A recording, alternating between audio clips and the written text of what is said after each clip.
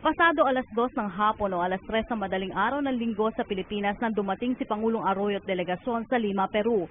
Bagamat pansamantalang nabalam ang biyahe dahil sa isyong pangkalusugan ni First Gentleman Mike Arroyo, nakadulo pa rin ang Pangulo sa isa sa pinakamahalagang pulong ng APEC leaders sa APEC Business Advisory Council o ABAC.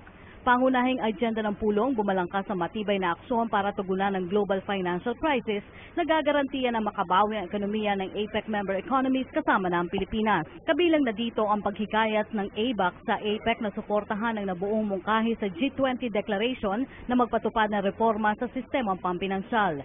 Ang pulong na ipinatawag ni US President George W. Bush sa Washington kamakailan na dinaluhan ng 20 mga bansa kasama ang Russia, Japan, United Kingdom, Saudi Arabia at China para talakayin ang paglalaban ng krisis pampinansyal sa mundo. Partikular na dito ang pagsuporta sa nahintong World Trade Talks at ang pag-iwas ng G20 leaders sa magpatupad pa na anumang hadlang sa pamumuhunan at kalakalan.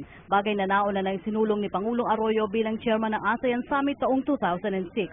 At sa unang araw ng taon ng pulong, kumbinsido ang APEC leaders na ang open trade and investments ay malaking tulong para palakasin ang pandaigdigang merkado. Pati na ang pagkilala sa mahalagang papel ng IMF, World Bank at iba pang development banks na makatulong sa mga bansang apektado ng financial crisis. Bibigyan boses din ng Pangulo ang rehiyon ng Asia para mabawasan ang agwat ng kahirapan sa ilalim ng pagpapalakas ng small and medium enterprises o SMEs at isusulong ang labor mobility. Ito anya ang dalawang inisyatibo na lubhang mahalaga sa Pilipinas.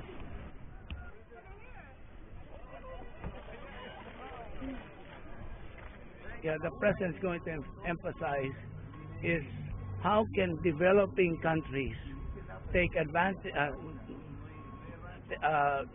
find an advantageous position during this period of a global meltdown.